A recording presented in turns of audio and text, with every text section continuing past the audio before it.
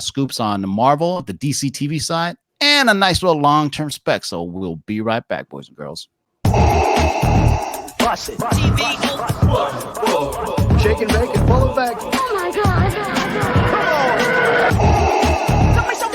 Hold on and get some, boys. That is why they gonna be.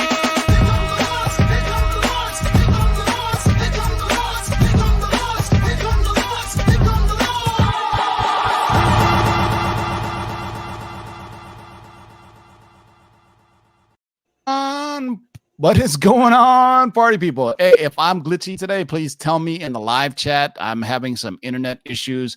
By the way, for our friends on Twitch, we are actually a live simulcasting list on Twitch. So if you're on Twitch, holler at your boy. We rarely ever go on Twitch, but I figured we'd give that a shot. That now the StreamYard's allowing us to simulcast on 2 different areas. But let me say what's up to my panel first of all. I got my man Nemesis Prime. Say what's up. What's going on, everybody? I'm excited to be here. So let's get right into it. All right. And you tell by Justin's level of excitement in his voice right there. Wow. And I got my man Otto from the Grotto. Say what's up. What is up? I'll piggyback on that, man. I am excited to be here. It's Wednesday night. Got a lot of things going on. I'm excited for Baltimore Comic-Con, a 3 Men in the Basement, Lords of the Long Box. We're invading Baltimore this weekend. So let's get started with this. This is a great way to start the weekend. Thanks, Everett. There you go. And a returning champion who's going to be sitting in for us, my man Ryan, is going to be holding it down in the live chat. Unfortunately, he's got some back issues. He literally has chronic back issues. So say what's up to my man, Manimal. What's up, everyone? Glad to be here. I know it's hard to fill the big shoes of Ryan, but I'll definitely do my best here for a couple weeks. All right. Hold on. Let me spray this out everywhere. What's up to everybody in the live chat? Shout out to everybody. He's been tailgating since probably about 1 p.m. I think our man Pops Foster was in there. Speaking of Pops Foster, we created a group that I'm an admin part of. A lot of you guys are in there. If you love comic book speculating, it's a group that on Facebook that we do strictly that. It's called Lord's Comic Spec. It's a Facebook group. It's got about 50, 60 of us in there. And we're just talking comic book stuff that comes out on Wednesday, stuff that's been announced. So we don't do too much new stuff, but we just talk about good old spec of comic books. Speaking of comic books, this show is sponsored by our friends at KRScomics.com. Go to KRScomics.com. Use the discount code of LOTLB to get 10% off any KRS Comics exclusives. Show is also brought to you by the GeekySwagShop.com. Go to the GeekySwagShop.com. Use the discount code of LOTLB to get 15%. That comes out to $20 shipped for a Lord the Long Box t-shirt. I do believe they have about 8 left. So as soon as they sell out, we're going to be doing the giveaway for the Geeky Swag Shop. You can win a Night Monkey exclusive Funko Pop. He has 6 of them. Everybody who's bought a shirt will get 1 entry. If you buy 2 shirts, you'll get 2 entries. So we're going to let that run for another week until it runs out. Shout out to everybody who is on Twitch, which we never ever get anybody on there. I'm actually in the live chat by myself on Twitch right now, and it's kind of sad.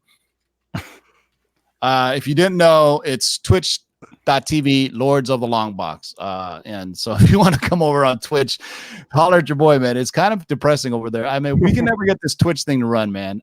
We had it on Facebook Live before, but I've realized that it kind of splits the viewers in it too. So it's better to have everybody congregate, in YouTube as opposed to Facebook. I mean, you guys tell us if you guys enjoy the Facebook live version of the show. I can never really get to Facebook live. What do you guys think about Facebook Live going live? I mean, you saw it last week, Otto. How was it on the Facebook stream? Yeah, no, I thought it was good. I mean, I didn't see what other people said as far as you being glitchy, but I just thought it was pretty good. We did it on the 3 Men in the Basement channel, and it was pretty good. Just another avenue to get, but I understand bringing everybody together. But some audiences can't make it. Comments of YouTubers when you're viewing our show? I mean, on StreamYard, you can see everybody's comments, but I'm just curious if you're on Facebook Live, can you see the YouTube comments? I don't think so, no. At least I did not notice that when I was doing it or when I went back. The comments were a little bit off, so I think StreamYard needs to tweak that a little bit. Yeah, that's the only thing about StreamYard, man. But they do cool stuff that allows us to do things like this. Ladies and gentlemen, can I please have your attention? I've just been handed an urgent and horrifying news story. And I need all of you to stop what you're doing and listen.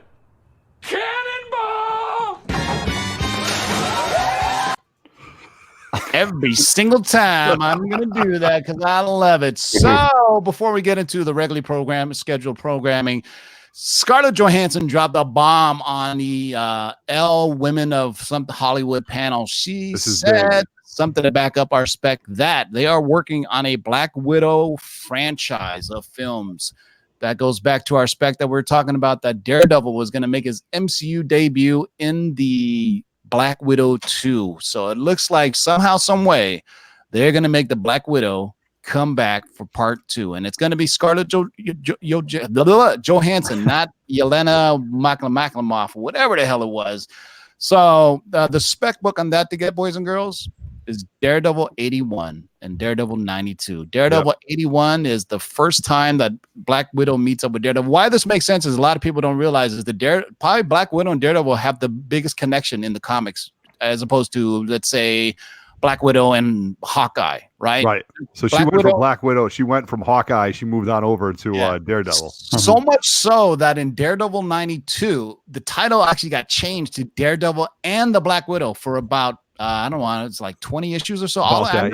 I have like 105, 106, and it was still called that. So so that's interesting. Yo Wobbles is on Twitch. We got a Twitch viewer. So we talking Charlie Cox here still, or new actor? Correct. They really dig Charlie Cox. Charlie Cox has a big following. Awesome. I don't know if the other guys would do it. I mean, I would think the guy like Mike Coulter would jump at the chance to play Luke Cage again. Just Ritter for Jessica Jones. Anybody but Finn Jones is what I'm saying. And we all know John Bernthal loves playing the Punisher. I think he would love to reprise the role as Punisher. You know what I'm saying? It only makes sense. But let's get to our show, man. Manimal, what do we got first? Okay, so first up, this kind of ties into this weekly new segment we're doing with the CW shows here. We got a little spec or info coming out about a possible new show. Tell us about it, TiVo. That's right, man. We're talking Berlanti. We're talking. So here's where the genesis of this comes from. There was a WB executive who spoke at some convention. He's saying we are going to be soon announcing brand new DC shows. He said specifically DC shows for HBO Max. If you've been watching The Lords, we've been speccing this for a while. What we're hearing, and this is weird, I really had to look it up myself because it didn't make sense to me, but the producers of Sandman asked for Martian Manhunter to be reserved for the Sandman show. I was like, that makes no sense to me at all. And I hope I'm reading the right note. I think I'm ahead, man. I am skipping ahead. My only thing. Well, so I'm going to get to that in a second. We'll come back to number 1. All right. So let's talk about this. So the producers of the Sandman TV show asked to be put Martian Manhunter on hold, on reserve list. As we talk about on our long-term spec list, actually, we got one toward the end of the show also about 6 new characters have been on hold for both movies and TV. What we're hearing, the producers of Sandman TV series asked about the availability of Martian Manhunter, who's been a supporting character on Supergirl. Doesn't necessarily mean he will be a guest on Sandman, but for the record, they were given permission to use him if they wanted. Now, that's not the big news on this. The big news on this that you should take from it is that they're making a Sandman TV show. And what do you got on it, Otto? No, this is the book you want to be going after. Sandman #1. This is a Neil Gaiman book. Very iconic. It still holds the test of time as far as the cover and the story, and it definitely has a cult following. So you want to definitely go going after #1. Justin, prices on this? What's been going on with it? Hey, I mean, this is actually a great book to buy. It's a very hard read, I will say, and if you've read the whole series, last 9.8 sold for $400, but 90-day GPA is at 503. So that guy got a good deal. 9.6s drop it in half to 153, and 90-day GPA at 212. So, I mean, those people got some good grades. I mean, you got to realize in Sandman you have Lucifer as first appearance and also Death. So those are 2 other books to get after in this series. Now, let me throw this out to the guys right now. Would this be a book that you guys would go after at the 9.6 for that price and hope that it keeps going up, or do you guys would go after it at the 9.8 level? You know what? I think this is a relatively low print run. I do too, and it's a hard cover too. I think it's yeah. So yeah, definitely the Vertigo banner that I mean, DC look at had. the price though. 90-day GPA on a 9.6 for 212. That's pretty good. That's pretty good. I mean, it's I mean, 90-day GPA is 212, but somebody got it for 153. Right. If you think about a 9.6 for 153, that's a pretty good price right there. Right. Normally the drop off is really big, but that just goes that there was talk about Sandman, you know, and so many times you hear about things being optioned and you just get forgetting about it. But when the producers are actively asking about other characters, that's why we're specking Sandman #1. We're not specking Martian Manhunter. Plus, Martian Manhunter is a big boy book. That's an expensive Silver Age key. But that's why we take the information that we get and we're like, well, you know what? Wait a second. You know, a lot of people are looking at the shiny thing of Martian Manhunter. We're like, no. Let's talk about Sandman. That's the book to pop right now. That's the one to go out and get, man. So let's go back to the other one that you teased. Yeah. So yeah, well, like I said, this one kind of ties a little bit more into the CW stuff coming up. We've got a couple of teasers about this, and it looks like the steam is so hot that they're adapting a little bit more. This one's big. This one is huge, man. We put this on our long-term spec list a couple of months ago, and we're finding out that we're getting more details about Kingdom Come. So Kingdom Come was originally planned as a mini-series, but there are serious discussions to make Kingdom Come starring Brandon Routh at the universe as the Universe of Superman as a regular series on the DC Universe or the CW. We originally thought they wanted to put it on HBO Max, but it sounds like now they're saying, no, well, let's keep it long term, and we can either slide it up in the DC Universe or use it on the CW. With Superman of the silver screen for the next few, with Superman out of the silver screen for the next few years, WB is looking for ways to keep the intellectual property alive, because that's a shame, right? I mean, we don't have Superman on the big screen, but if you think about what we are seeing on Crisis, there's literally 3 Supermen that they're using. Right. So why not spin that off? And we heard that after Infinite Crisis, the next big thing they're going to be doing is Kingdom Come, and Berlanti is absolutely killing it. What can you tell us about Kingdom Come, Otto? No, it's part of the Elseworld series. It's done by Alex Ross, so it's all painted. Mark Waid was a writer.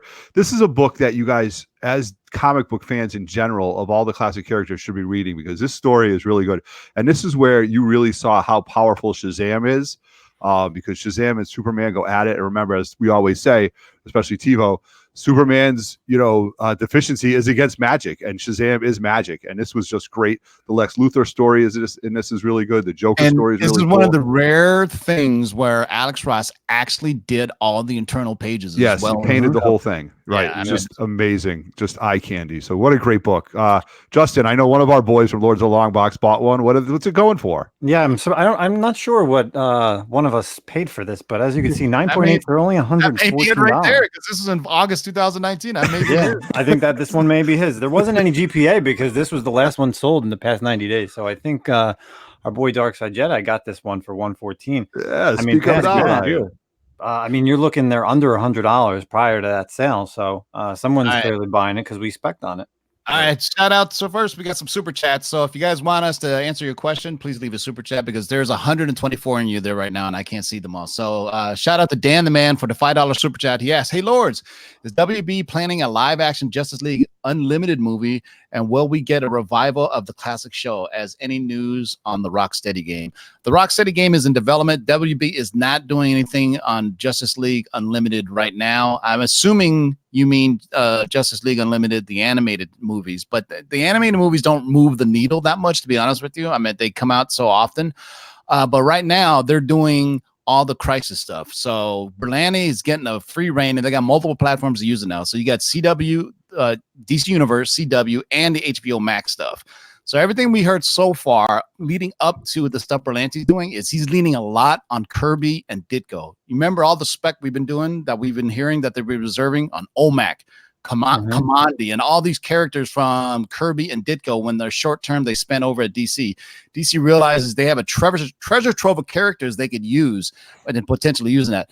Anything Justice League is reserved for the big screen. So think about if they ever want to do it. Remember, there's multiple universes in the DCEU, if there is one. You have the world that Wonder Woman, Aquaman, and who else is coming out? Flash. They are in one world. The worlds of Birds of Prey and Suicide Squad may intermingle because it's the same actors. The world of the Joker, separate universe. So you're gonna have these solo films that kind of stand alone. Perhaps a Lex Luthor solo film that we've been talking about.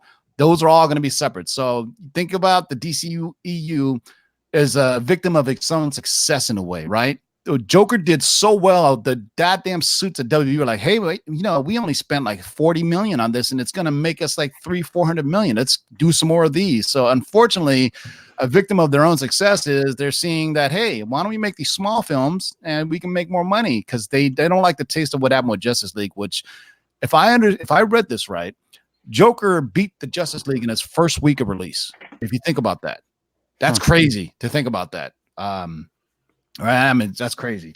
Is Idris Elba a sportscaster in a Suicide Squad? I don't think they've announced who he is yet. There is a huge cast of people in Suicide Squad, and then just know this: half of them are going to die. Yeah, right. Exactly. I don't know which half is going to die. Yeah, right. I think he means sports master.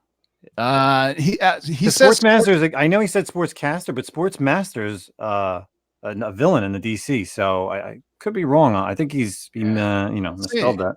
Let me ask. Yeah, I mean, Suicide Squad, you have to have some cannon fodder because that's the whole point. You know what I mean? Cena. Yeah, From what I John Cena. understand,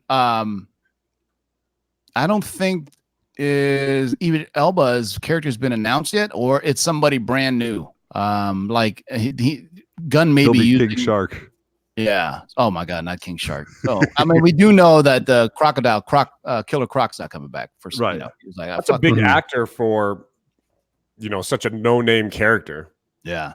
Shout out to Dan the Man. Thank you for your super chats. Jacob Yakublik asked theory. Nat and Yelena physically switch faces. They do it in the comics. Yelena does have blonde hair, so instead it was Yelena in Endgame. That's quite possible. Or Skrulls were involved. There's a ton of things that could happen where, I mean, obviously Jacob's referencing on how they can make a Black Widow sequel, Black Widow 2. They're really happy with the way the film came out, so they want to bring back Scarlett Johansson. And I mean, put it this way, man, anytime Infinity Stones are involved, literally anything could happen. So there you go. Thank you, JLS Comics. Idris Elba is Vigilante in Suicide Squad. So there you go. Remember Vigilante, that comic? Of course. DC character. Absolutely. DC, obviously. But yeah. So, and Vigilante is a funny character because he's not really a bad guy. So I don't, technically, I mean, in the Suicide Squad, they were all villains, but, James Gunn is kind of doing his thing. So there you go, man. So thank you, Jesse, for answering that. Any word on Spider-Man's sale to Disney? No. And we're going to go back to the show. If you want us to answer your question, please leave a super chat. Thank you to Jacob and thank you to Dan the Man. Let's go on to the next subject. I will talk about this one because this one is near and dear to my heart. This is early, but I'm hearing there are talks of adapting Triumph and Torment for a future Doctor Strange movie. We're not talking about the Multiverse of Madness, but possibly after that. If you don't know what Triumph and Torment is, it is the Doctor Strange, Doctor Doom graphic novel where Doctor Doom enlists Doctor Strange's aid to bring back Doctor Doom's mother's soul from Mephisto. Ooh. That's right, boys. And this is such a dope book. If you've not, I have the hardcover of it. The art is by Mike Mignola, and I want to think this is a graphic novel, Tim. Like it's a graphic novel. I've never seen this. Yeah, is when this it's like not, like God Loves Man Kills, like those, like exactly. No. Wow. It's a graphic novel. It came out on hard copy first. Gotcha. Okay. Then afterward, it came out in like trade, but they were never ever a comic book, and it's an absolutely great story. If you're a big fan of Doctor Strange, so why this? So it kind of humanizes Doctor Doom, and it also shows how powerful a power user or magic user Doctor Doom is in the MCU. And the only reason I bring this up because it's a great time to spec on this book. And if you don't have it, you already should have. What am I talking about, Otto? You're talking about Silver Surfer #3, the red cover right there. This is a great cover, man. This is iconic. You got Mephisto right on the cover, Silver Surfer going right at him. The bodies around them, Stan Lee, John Buscema, just classic book. And the first 4 or 5 Silver Surfers are what you want to go after.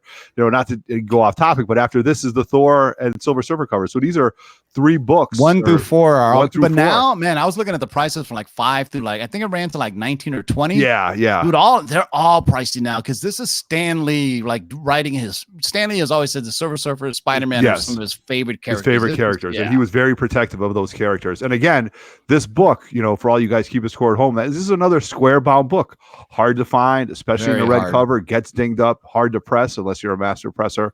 So Silver Surfer number 3. We were looking at some numbers, Justin. What do we got on this? I mean, it's crazy. I mean, even in mid grade, I mean, the last sale was $284, and 90-day GPA is at $564 for an 8.0, which is really high. I mean, high sales, like you can see, $635 for high sale. Low sale at the 8.0 is $499, and that's for only an 8.0. I mean, there haven't been any in the 9s because this book is tough to find in a 9.0 or higher. So collector series teaching moment here. So here's the perfect example of what a GPA is. In the last 90 days, the GPA is 564. That is an average roughly of the low sale of $499 and the high sale of $635 over the last 90 days. And that's where we end up with the GPA. Simple math. We put on screen for you. So now you guys understand when we're saying GPA, where we're getting that from. I pulled this data off of comicsmv.com. Go to comicsmv.com and you can set up your own account and do that. Unfortunately, they're not doing new books anymore, but it's a great way to look up old books if you don't want to pay GPA, because GPA is, what is the membership price on that, Justin? I don't know because I use someone else's account. I believe it's $10 a month. This guy's stealing cable over here, shit, man. It's kind of put him right in the spot. These books though, the Silver Surfer storybooks, I mean, they're hard. I mean, they're popular. They're hard to find. Even the last issue of this book was it was a very, very low print run, the last issue of this book. So, these are great reads too, because it's Stan and, the artists. There you go. Like Vexer 4000. It's $11 a month. Erod says it's $10 a month for GPA. It's right around $10, $11 a month, or use Justin's friend's account, like his Netflix. I bet you Justin's using like 10 different relatives from Netflix. I'm going to put the username and password right now into the chat. Dude, if Netflix ever comes out and said only 1 account per user, oh my God, there are going to be so many people without Netflix. They're just going to be crazy, man. All right, let's get to this next story here, which is a little bit, I'll let you do the tease on it there, Manimal, so you feel involved in the show. Yeah. So next one we got is an introduction of another character that has 2 interesting ties to our MCU. It's like a former Avenger as well as someone who has ties to our leading bad guy in the MCU. What could it be, I wonder? Yes, boys and girls. It's back. It's not what you think. Long speculated, it looks like Starfox, aka Eros, whatever it is, the most pervious superhero in the MCU or Marvel Comics, is finally headed to the MCU. So this is going on the big screen. The character became a controversial figure pre-Me Too movement, because obviously his power is he can seductively seduce anybody. It's not just women. I think it happens to men and women. So basically, if what his powers now would basically constitute sexual assault, but just patting somebody in the back nowadays, you can get that. So be careful out there, boys and girls. Obviously, there will be changes to the character when it hits the screen, but no word yet on when he will make his debut. But this is an interesting book because this is a triple spec. Yeah. So reason we want to talk about this, obviously everybody knows Iron Man 55 is the first appearance of Thanos, but it's also the first appearance of Drax the Destroyer back when he was dumb, literally. He wasn't as smart as he is now, which is not saying that much. But this book has been a key issue for a while. And I'll let Otto break it down, then we'll have Justin look at the prices. And I think it's very interesting on where this book has gone. Right. So Iron Man 55, like I said, it's a triple first appearance. Drax, Starfox, and Thanos. Remember, Thanos, we all know, was a knockoff, and Starlin had to create it. Stan Lee wasn't a fan of Thanos at all, and it took Roy Thomas and Jim Starlin to convince Stan to keep Thanos in there. They wanted to make a bigger, stronger, badder. So that's the evolution of Thanos. But it's just a book that's there. It's spiked a little bit, and then it's kind of come down a little bit. So it's very interesting about the pricing. So this book was a big boy book for a good 3, because remember, they teased Thanos for a long time. Right. So it just kept going up and up. But it's kind of tailored off now, and this is almost the time where you want to go after this book. But I'm going to stop talking. I'll let Justin talk about GPA. Yeah, this is an absolutely crazy book. So, as you guys can see, last sold on a 9.4 was $1,810. I'll tell you, before Endgame came out, there was a high sale of $4,500. Whoa, This boy. book has That's a lot. completely chopped in half. 9.2 last sale was $1,258. The high sale right before Endgame was $1,850. So this book is just tapping off the scales. And for anybody who's looking for mid grades, 6.0, $425. I'd get one for $400 Heck bucks. yeah, Yeah, I mean, It's I still a bought major all key day. issue. I mean, yeah. 6.0s were a little over 1,000. Right. You know what I would do with this book, you guys? I just want to chime in. I would buy this book raw.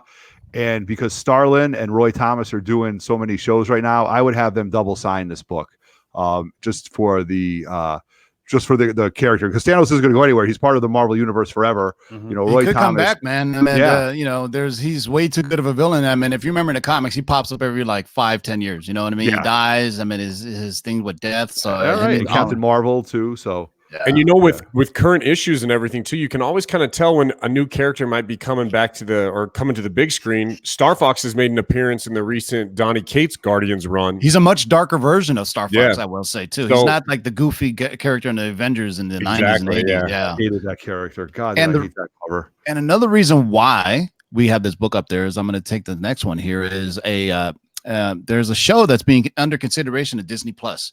It's a twisted series about Thanos, Nebula, and Gamora. And this is another one of those prequel shows. This is basically going to be the Thanos family before the events of the first Guardians of the Galaxy. So we saw a little bit of it alluded to in Endgame. If you guys remember how we got the flashbacks of Gamora and Nebula before she met Guardians. Remember when she meets Peter Quill, Star-Lord, right? She doesn't know who the hell she is. So they're saying, people dig that. So now Disney Plus, they could do a little mini series. So this book may get hot again. Josh Brolin may be back as Thanos. So that's why I wanted to tell you that, the prices are dropping right now. This may be a good time to get it. Either way, it's one of those things that everyone should have one in their collection, right? It's like Amazing Spider-Man 252, right? You should have one in your collection. Yeah. I mean, that's a perfect introduction for Eros in that movie right there. Would be a family drama. You see a little bit more of Titan and interactions. I would say Spec on all the Titans. Yeah. We're talking now because now we're talking when the Eternals comes out that they're tied to Titans as well. They're like the distant relatives of Titans. So you got to think about all your Marvel cosmic history, man. That's why when people ask, what do you spec on? Get all cosmic and get all supernatural horror books from Marvel. Right. Just get them all. And then you won't have FOMO. Dan the Man has another super chat. Thank you very much. Well, the HBO shows be more connected to the DCEU. I don't think so. I think on HBO, you're going to get a much darker, more adult theme version because it is HBO. Think about Watchmen on there right now. Some early reviews coming out. It's really good, but it is dark. Think about even Spawn when it was on there for a cartoon was super dark, and Todd McFarlane was super creepy introducing that shit to me when I was a teenager.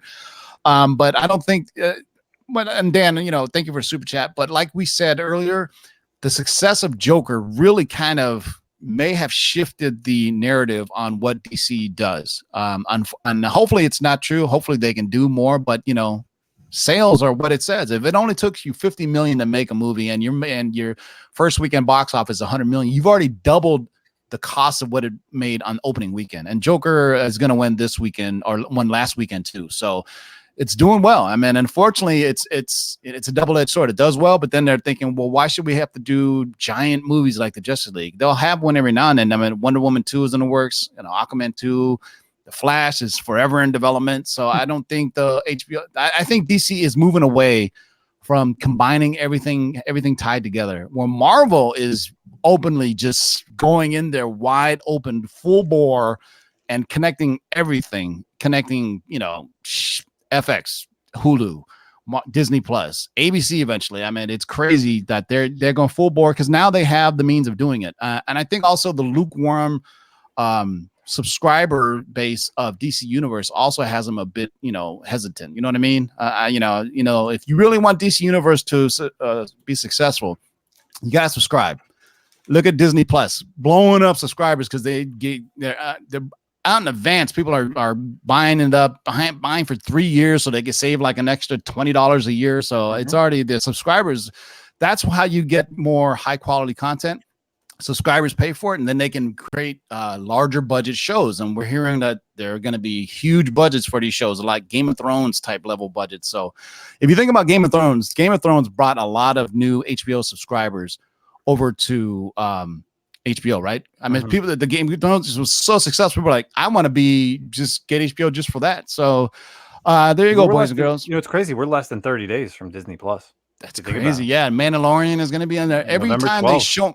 Every time they show me a list of what's going to be available, I'm like, I can't even You don't think it's calculate. a week off. Those cartoons, man, from so much 70s, 80s, 90s, Yeah. 2000s. There's so And I much think to last week watch. we talked about it that we were talking about David Keith should be doing Gargoyles. Well, the news just dropped early this week that they're going to be bringing back the Gargoyles for Disney Plus, Fantastic. Oh, that's awesome. which is a great animated show. All right, boys and girls. This is a part of the show we like to call our long-term spec list. So, as always, means that the studios or TV shows have put a reserve on these characters to be used. Doesn't necessarily mean they're going to get their own solo series, but it means that they want to use them. So, Kevin Feige puts a reserve on them. He wants to use them on Disney Plus. But now that by the way, for those who live under a rock or don't get your news or getting your news through a newspaper, Kevin Feige was just named the chief creative officer for Marvel TV, movies, and comics. So that means everybody reports to Kevin Feige. It's a new position, so nobody else lost their job. So now, and then the thing that I'd also scooped with help from my man Mikey Sutton and the Black Knight is Jeff Loeb now reports directly to Kevin Feige. So all of Marvel TV now reports directly to Kevin Feige, and Jeff Loeb isn't going anywhere. He still has his job.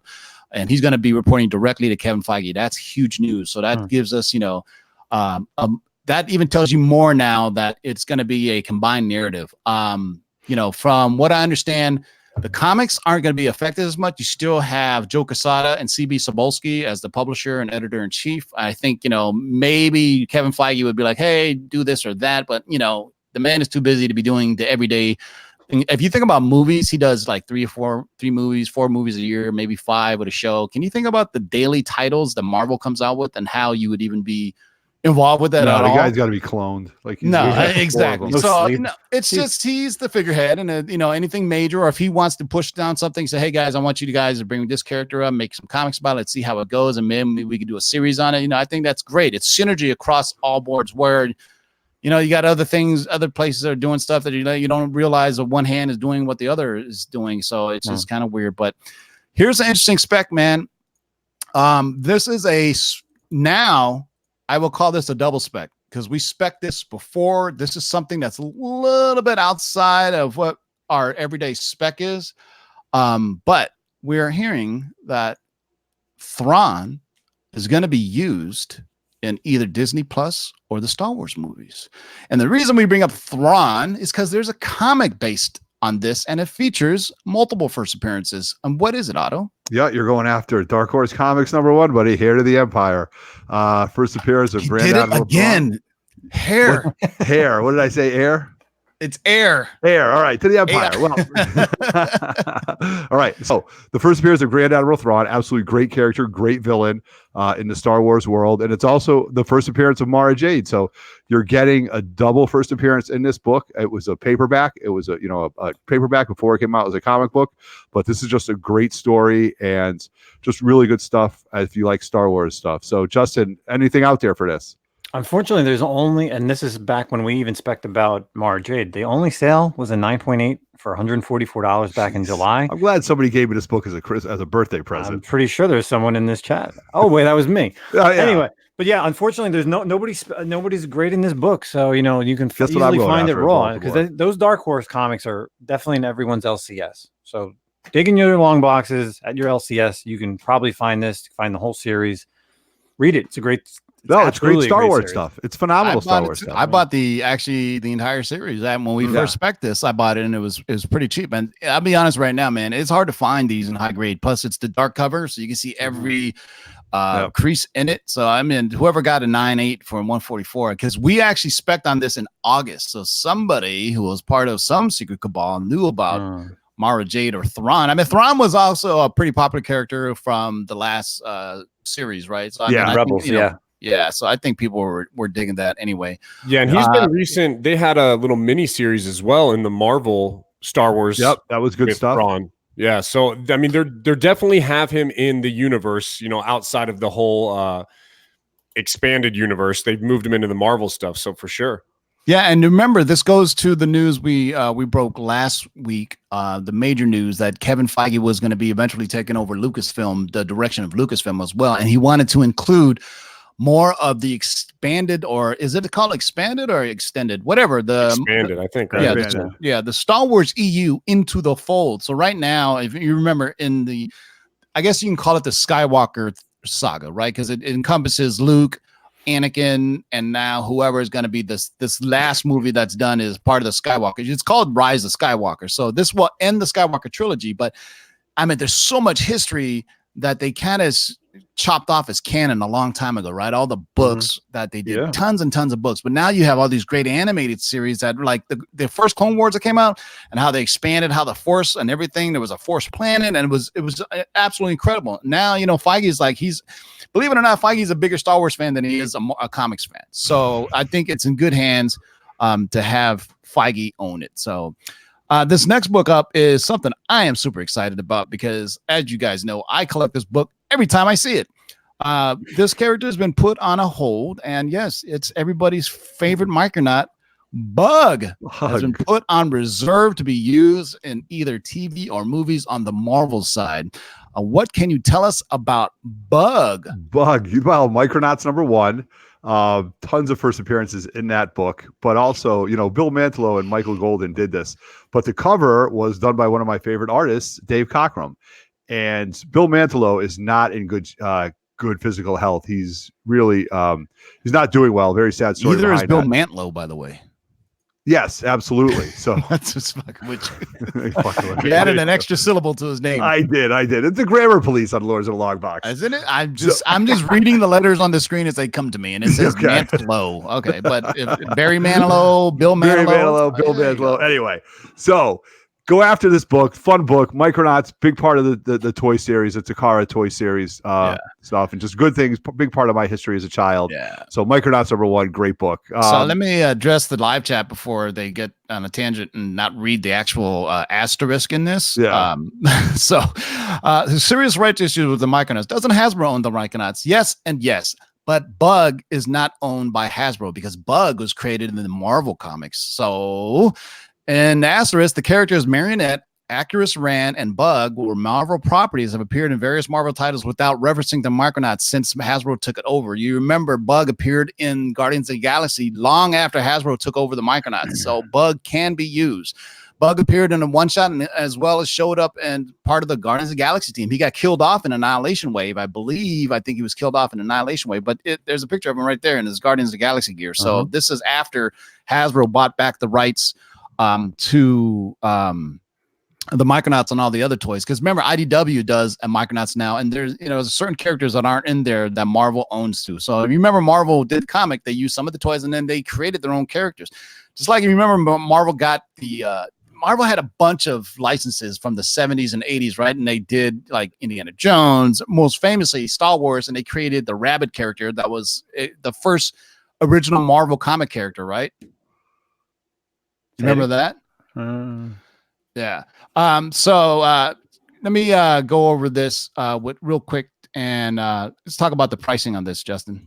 I mean, this is actually a pretty good book to buy. I mean, 9.8 for $320. That's actually a pretty good deal for 1970. I think it's 1979. This book came out. Yeah. Yep. Yeah. I mean, it's a great book. GPA though is $234, which means this book is on the rise. Spiking. And, unfortunately, I have 6 copies myself. Actually, anytime I see this, Anytime I see this book, dude, I will snatch it up because I love the Micronauts, dude. Since Baron Karza, absolutely. Yeah, the mythology here is very easily adapted as well to the MCU with all the Ant-Man stuff. We got with Fantastic Four the Negative Zone coming into it. I mean, I imagine they're just gonna merge all that probably into one thing, so you can kind of bring the Micronauts and all them into that. Yeah, shout out. Yeah, Dan the Man also has a $5 super chat. Thank you very much. Do we know what Feige is working on for Star Wars? Not yet. We know from our source that Feige will eventually be taking over the reins of Star Wars in 2020, taking over creative control from Kathleen Kennedy. So there for where it goes. Because if you remember, after this December, there are no more Skywalker films, right? There's going to be some new films they're working on. There's a Knights of the Republic that's in development right now. So they're doing all kinds of different things. So right now it's still early. So I mean, Star Wars is the hardest to get anything from. They are a tight-lipped ship, so we rarely ever get any scoops on Star Wars. Because you got to think about the Star Wars Lucasfilm team is incredibly small compared to, let's say, the Marvel team, where it's easier to get leaks from people who want to leak out information. But Star Wars, if somebody leaks something out, they got like 5 people they all point at and say, "Was it you?" Yep. You know what I mean? Off with their heads. Shout out to Daniel RPK in the live chat. He's a Twitter scooper on. He's a scooper on Twitter. He's got about 77,000 followers on Twitter. Daniel typically gets a lot of stuff correct on Twitter, and so we've exchanged some instant message, private messages on Twitter, talking about different scoops. And he's one of the few people that actually gives us any type of respect, and everybody else just kind of shoots us down because we're just a YouTube channel. But shout out to Daniel RPK, give him a follow. He's got a Patreon too if you want to get some scoops from him. So these scoops that I'm breaking down to you today are from our source, the Black Knight. So there you go. Yep, JLS Comics, Daniel RPK is legit. He's got 77,000 followers. Dude, I can barely crack like 100 Twitter followers, but we're building up. So make sure you guys are subscribed to the Lords of the Long Box channel as we try to get back to our old sub count before we got taken away. Next up on the list is a book that finally, we can finally say they're going to be using this character. I mean, it's kind of the worst kept secret ever, but we're finally hearing that Marvel has been put a reserve on this character to be used on one of their properties. And what is it, Otto? Spider-Woman. There we go. Jessica Drew coming at you guys. Specifically Jessica Drew, not Spider-Woman. Right. It has to Jessica be very Drew specific about yes. Jessica Drew because of the rights issues. So correct. Go ahead. So no, this is Marvel Spotlight 32. You'll see this book on walls at cons and stuff like that, and it'll be a decent price on it. But now it's definitely going to spike with everything that's going on with their stories. Archie Goodwin was a writer. Sal Buscema was the art. Nick Fury's on the cover. You guys know this book when you see it. It came out in 1977, and it's probably on a rise. So I don't really know the numbers, but let's see what Justin has to say. You got some really good prices on this. I mean, you're looking at 9.8s. The highest in a 9.8 sold for $1,500. Wow. 90-day GPA is for $645. So again, good price on that one. 9.6 completely drops off $325 for a 9.6 with a GPA right around 380. Right. I actually just picked up a 9.4 not too long ago. The GPA on a 9.4 is $235. I actually paid just under that. I think it was like $220. So I'm part of that 9.4. Right, that's a grade I'd be after in that book. You know hold on 1 second, guys. Daniel RPK is dropping a scoop in the live chat. So this would be the third source for the Lords of the Long Box. We got Mikey Sutton, the Black Knight, and now Daniel RPK is giving us a scoop in the live chat. And as always, whenever we get any breaking news, you know what we like to do? Throw it up. Ladies and gentlemen, can I please have your... Oops. Let's try that again. Ladies and gentlemen, can I please have your attention? I've just been handed an urgent and horrifying news story. And I need all of you to stop what you're doing and listen. Cannonball! There you go. We'll get that down eventually, man. Daniel RPK in the live chat is telling us that, yes, he is confirming that there is a Inhumans reboot. And he told me this in a live chat in our private message, and I think he's confirming it right now that they're going to start casting for Miss Marvel Kamala Khan. I think he sent me a casting sheet for it, but I don't want to put his cheesemate out there on the internet, so I'll let him tell you. They'll use Miss Marvel as a backdoor reboot for the Inhumans, and we're talking Miss Marvel as Miss Kamala Khan. So thank you, Daniel, for that shout out. So you got the cannonball. So Miss Kamala Khan has a big, large following. A lot of kids like it. So they're gonna tie her in somehow, and we're finally gonna get a reboot of the god awful. Shout out to David A. Cave. Medusa better keep her hair in this one. My God. Oh my God, man. So, yeah, man, that Inhumans was so awful, but good Lord. Like I remember they originally said, like Vin Diesel, like 10 years ago, was in talks to be Black Bolt. Remember, because he doesn't say too much anyway, and Black Bolt doesn't talk at all, so it works perfectly. He's got I am Groot, and now he can just be Black Bolt and not say anything at all. You know what I mean? So it kind of works out perfectly. But thank you, Daniel, for that. Daniel says, "Cool. You want another scoop? Sure. Drop it into us, and while there we go. A new Ghost Rider show is in development for Disney Plus. You know what that deserves? Oh man, that deserves it. Ladies and gentlemen, can I please have your attention? I've just been handed an urgent and horrifying news story. And I need all of you to stop what you're doing and listen. Cannonball! There you go, boys and girls. So, oops, I did it again. Ladies and gentlemen. Yeah, man. So that is something that we've talked about on here. Daniel RPK is now saying that a Ghost Rider's TV show is in development over at Disney Plus.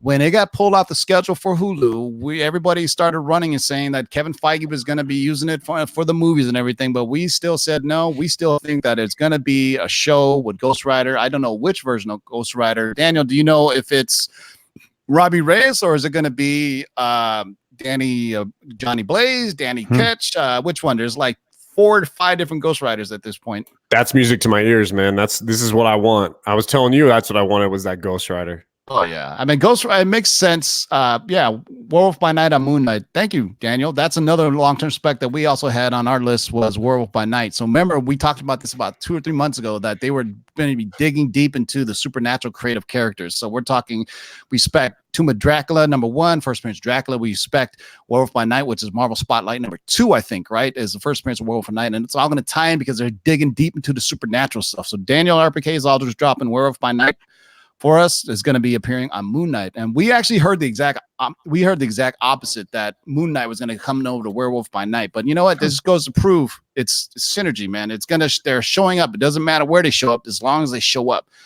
Daniel RPK says he thinks it's Johnny Blaze because the one that was going to be on Hulu was going to be Robbie Reyes. Now that Manimal, you should be happy that Ghost Rider should get the Disney Plus treatment because then they can throw a full budget at it. Exactly, man. I mean, come on.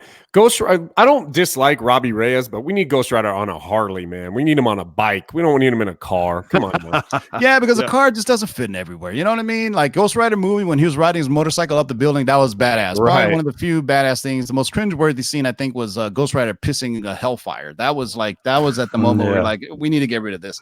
Oh my God, everybody's in there now. We got Mikey Sutton is in the house. We got Daniel RPK in the house. I even got my man, the Black Knight, is in the live chat. Not in the live chat, but on Facebook. So there you go, man. We're scoops are dropping galore in here. But before Daniel drops us another one, let me talk about the next long-term spec. And this one is interesting. This one is I was torn on which one to use, to be honest with you, because this thing is all over the place. Otto, what can you tell us about that? We got Strife, right? Put on the reserve list. Yeah, no, Strife is a great character. Strife is part of the he's a clone of Cable. And he came out in a New Mutants, and he had his cameo in '86 and then full appearance in '87. McFarlane, inked by Liefeld.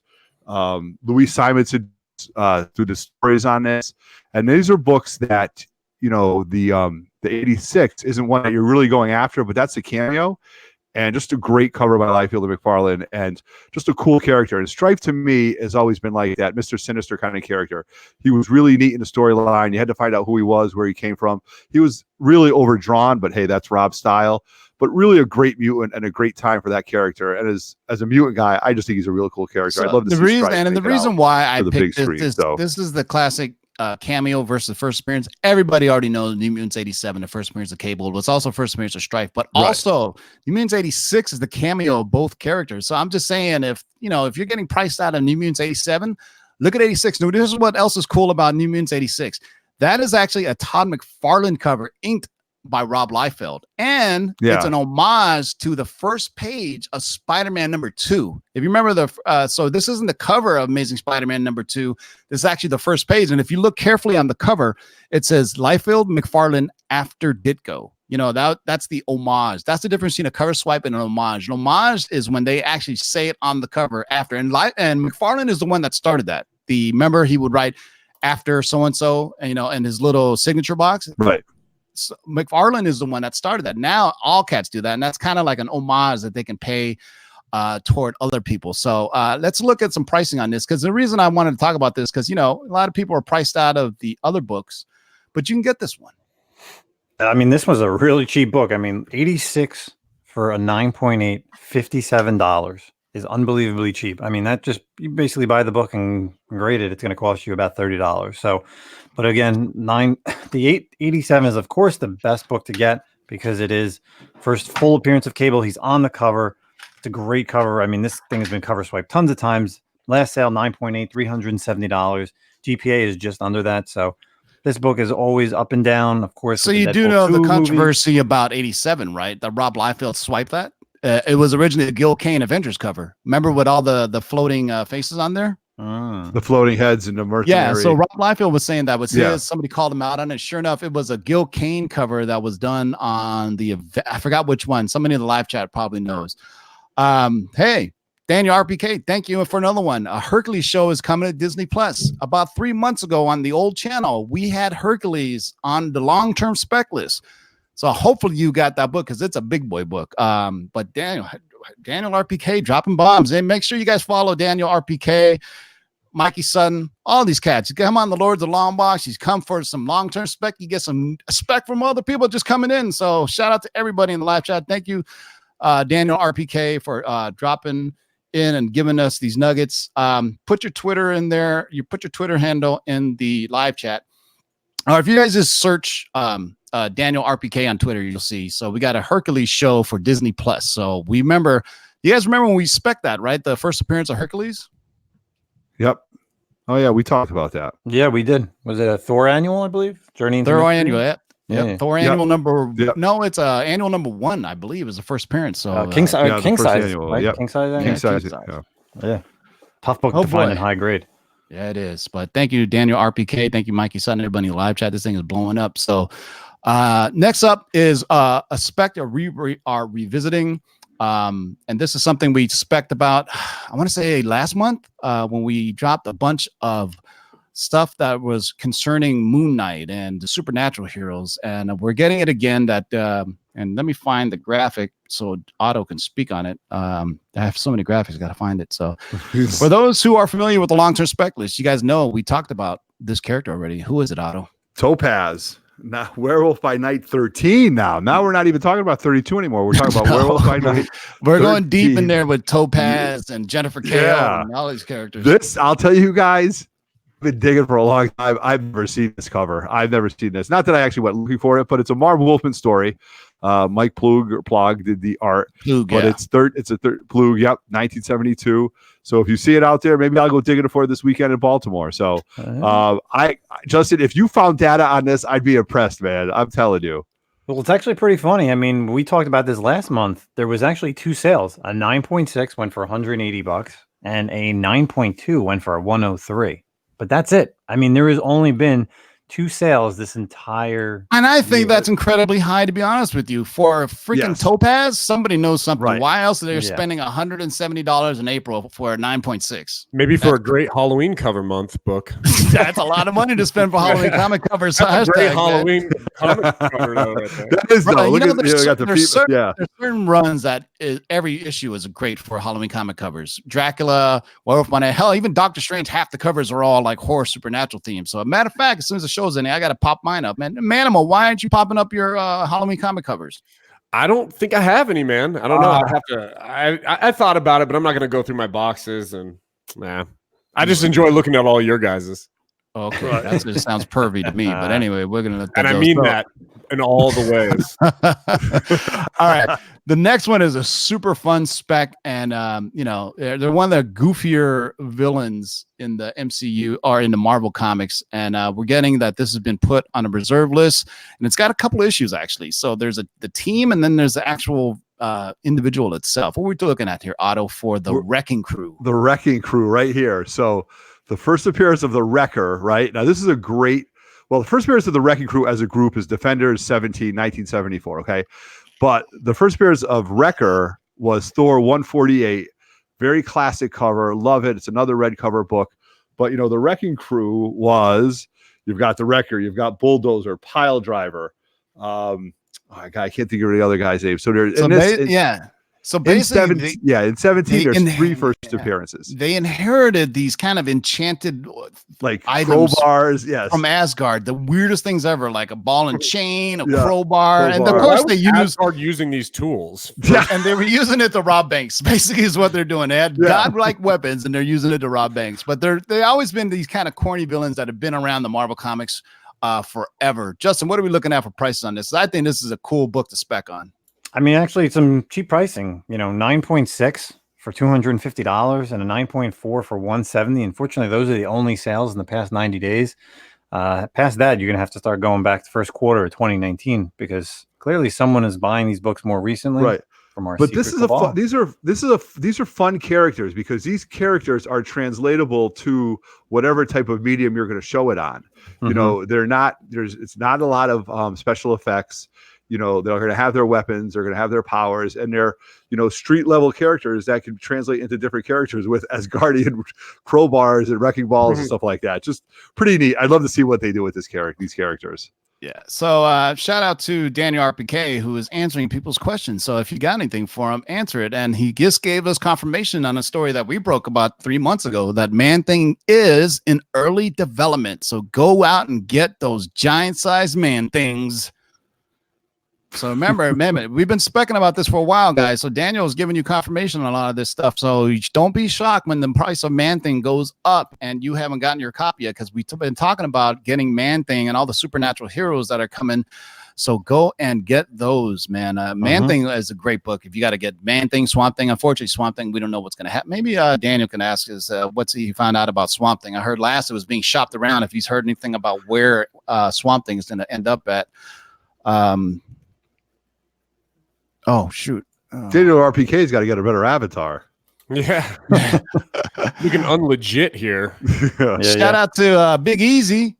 Lords, give the specs, and the NY Warriors give you the deals. Check out our live YouTube live auction every Tuesday night at 10 p.m. Eastern. Yeah, check out my man Big Easy, home of the NY Warriors. They have an auction every Tuesday night. They're killing it. They get like 100, 110, 150 viewers. So crazy that, they have so much time on a Tuesday night. I mean, they got to be burning the midnight oil on that, man. So shout out to Big Easy. Make sure you check out home of the NY Warriors. They have a Tuesday night live auction. They got like 5, 6, 15 people on there every night. There's so many people on there. Sometimes they have to take turns because live, StreamYard only allows 6 people. Also, I wanted to tease that we have I have a giant announcement that's coming up. Hold on one second. This weekend, right? Yes, part of a giant Mikey Sutton multiverse exclusive I'm going to be dropping this Saturday at 6 p.m. I can't give you any details right now, but basically it's like the leak that I did 5 months ago in regard to Secret Wars. This is even bigger than that. This is a 4-part crossover miniseries or 4-part scoop that 3 other YouTube channels are going to be doing along with myself. It's going to be, I'll tell you right now, actually. So Strip Marvel will have part 1, and $3 Theater will also have another part. And there's, hold on, I'm going to tell you right now. Sorry, I'll get you more details, but I'm trying to get it all. I have these huge notes that it's going to be a 4-part cover, Strip Marvel. Pete's Basement and $3 Theater. We're all going to be posting one part of it. I'm going to be doing part 4 on Saturday at 6 p.m. It's not going to be live. It's going to be pre-recorded, and it's a leak of the next stuff that's coming through Marvel. Daniel RPK just heard something huge, so I might as well just stay here. Daniel is leaking all over the place. Somebody get him a Band-Aid. He's leaking all over. He's just spewing. Shout out to Captain Crunch for the $5 super chat. Hell, fellas, what's your take on the UK price variance? I bought a War of My Night Raw back in 2016, pressed it to 1990. You know what? I would say typically I don't really care about the UK pence variants, but that Werewolf by Night is getting up in price. It's a 9 pence variant for Werewolf by Night. I think that's a great book to get. There are some specific variants. See that one right behind me that says Avengers featuring Doctor Strange? That was for a Marvel magazine specifically just in the UK. Shout out to the man KP Henderson who downloaded that for me, but you cannot find that comic at all. If you find that comic, buy it. It's hard to find. It says Avengers featuring Doctor Strange and Shang-Chi. That's how dope it is. It's Doctor Strange, Shang-Chi, Avengers, and it was made for Marvel magazine in the UK only. They never made it in the US, so it's pretty cool. So you get those. That's why some of those are really cool. Let's see. So thank you, Captain Crunch, for the $5 tribute to that. Yes, on the UK price variants on a Werewolf by Night 32, it's worth it. Let's see. Daniel just heard something huge. Did he drop it yet? Something, no, on WandaVision. So, unless you have some more, Daniel, we're gonna cut tail here pretty soon at 7 o'clock. So we typically Star Wars teaser in 2 days. Yeah, it's right about that time. Actually, I think about it because man, we've only got one Star Wars thing, and then we haven't seen anything for like months now. And Star Wars is literally right around the corner. But you know, that just goes to show you, man, that that they're super secretive. And I'm just going to show you that Heir to the Empire #1, so you can get the first appearance of Thrawn and Mara Jade. Heir to the Empire. The Heir to the Empire, HAIR. So this is when because Luke's got flowing lots. That's why it's called Heir to the Empire. Got some guns too. Yeah, really. Yeah. Look at him, man. He's looking out. Well, there's going to be a trailer on Monday, Daniel RPK says. So look out for Star Wars trailer on Monday. So that would be dope, man. They like to surprise us. J.J. Abrams is super secretive with this stuff. You remember when this first movie, it was hard to get any details. And then we find out there was hardly any details because it was Star Wars A New Hope all over again. I'm just kidding.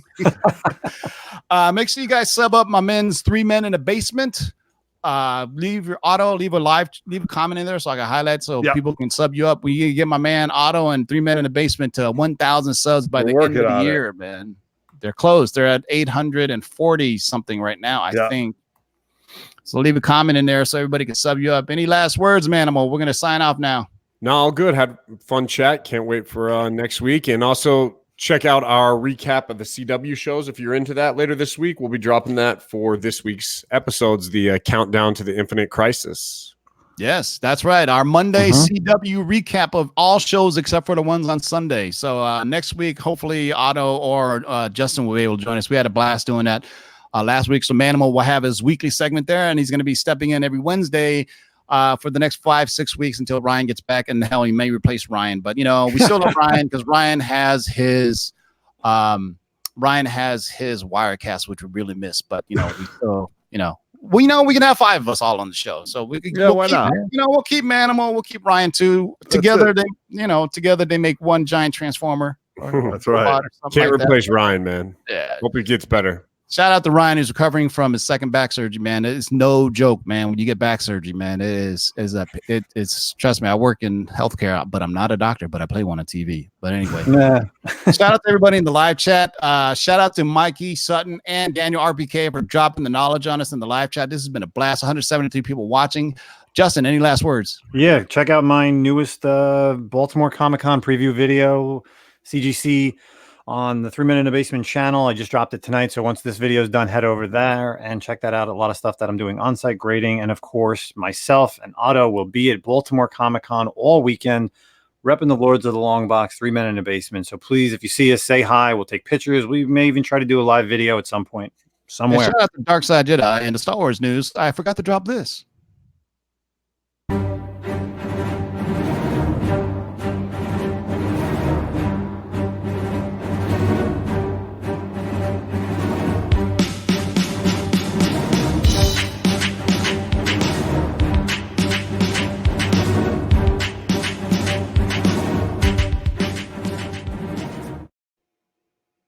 That's awesome. I should have played that when Daniel first dropped that the Star Wars trailer was dropping anyway. Daniel's dropped another nugget on you guys. And this one we should all be thankful for. That Silver Surfer is finally coming. Yo, if you haven't gotten Silver Surfer yet, I don't know what to tell you, man. We've been downloading Silver Surfer for the longest time. So if you guys didn't hear it, The Comic Core, whose show is on right after ours. Go check out the Comic Core on YouTube. We'll be at Baltimore Comic Con along with both 3 Men in the Basement. Otto, you're going to be there too, right? Yeah, oh yeah, can't wait. Leaving Friday, we're going to be there all day Friday, Saturday. Justin's going to be there Sunday. I just dropped a lot of money for on-site submissions. Got a lot of things planned.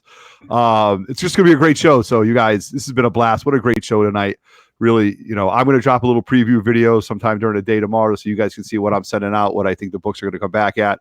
Thank you, everybody. We had over 180 people in the live chat. It's just been a phenomenal show. A lot of fun on a Wednesday night. So thank you very much for all the support. Appreciate you all for being patient with this. My internet is really messed up. I spent a good hour on the phone before going live. I wasn't going to make it. Basically, Cox is something wrong with my internet. I paid for 300 upload and 30 download.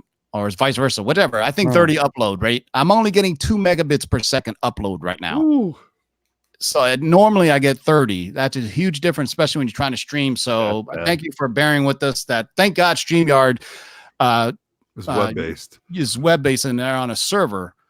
So now, goddamn Cox Cable, when I go to do a reset modem, they go, you cannot reset your modem. We are experiencing outages in the area. I'm like, good Lord, man. God damn it. That's crazy. Sinister Six likely on Spider 4. Thank you, Daniel RPK. We actually dropped that, I think, 2 weeks ago, right? That Mikey Sutton said that man, Mikey Sutton and Daniel RPK need to get together, man. We're gonna blow this thing up. But yeah, we talked about the Sinister Six was gonna be on not Spider-Man 3, but Spider-Man 4. That's what they're hoping to do, and Marvel hopes to own Sony by that time. I think Daniel RPK told me that it was a $3 billion number, and then Mikey Sutton said it was either a $4 or $5 billion number. But both those guys are both hearing that Marvel is trying to buy Sony. So hopefully that happens, man. Yes, Matt Forge, I am throttled, and I don't even download that much porn anymore. I don't understand what the problem is, yo. I mean, I don't understand. So, I mean, if Mikey Sutton and Daniel want to continue talking, I mean, I guess I could just let this roll. I mean, these guys are just going now. Daniel's throwing things up, Mikey's throwing things up, but anyway, Back and forth. Thanks for everybody for joining us. Thanks for all the super chats, everybody. I don't need the money, but it just makes it easier for me to see your questions on the screen. As you can see, there's 170 people in here. It's hard to catch everything. Shout out to Mikey Sutton. Shout out to Daniel RPK. And shout out to our special source, the Black Knight, who still is unknown. I will be back on here Saturday night at 6 p.m. to drop the big multiverse Marvel leak that I have in my hands. I've read it, and my face melted. That's how crazy it sounds. So I'm going to be dropping this in conjunction with $3 Theater, Marvel Strip, and Pete's Basement. So sub all them up. I will put a link to their video YouTube channels in the live chat, or excuse me, in the video comments, this video section. Unfortunately, if you don't understand Spanish, Marvel Strip will be hard to understand, but know that they have 650,000 subscribers. So they're a huge channel. In Espanol. So I'm gonna learn some Spanish so I can at least kind of talk a little bit. I know mi poquito. I mostly know mi cago en la puta madre and things like that. So I know how to say thank you and curse your mom and have your sister eat my shit in about 3 different languages. But I don't know if that'll work back then, and we probably just lost some sponsors. But thank you, everybody, again. I will be back Saturday, 6 p.m. Pacific. It's not going to be live. It's going to be pre-recorded. I'm just going to schedule it and let it rip because Saturday night, 6 p.m., I won't be at home, but make sure you watch it. It's going to be huge. It's going to be a leak of next stuff that's coming up from phases 4, 5, and 6. And I'm going to be the 4th part of a 4-part series. So you're going to get the other 3 parts first, and I'm going to be batting cleanup with the story that I like. And we may have talked about some of the books already on this episode. So make that think about stuff that you're seeing on the show. Once again, thank you for joining us, and we will see you. I will see you guys Saturday, and then we will see you back here Monday for our recap of the CW Crisis of Infinite Reviews on Countdowns of Infinite Earths. I do believe that's what it's called at this point, right? Yeah. So Pete's Basement's going to do the English recap of part 1. So you're going to get the part 1 in Spanish, and then Pete's Basement's going to do a recap in both English and Spanish, and then $3 Theater, and then I'm going to be doing part 4. So wow, I may go live if I'm at home to answer questions for you, but if Saturday night, I think I have to be somewhere at 6 p.m. If not, then my girlfriend's probably going to kill me, but because we have plans to do something. So thank you all for joining us, and remember, boys and girls, keep digging in them long boxes. Peace out. Bust it. Shake and bake and pull it back. Oh my God.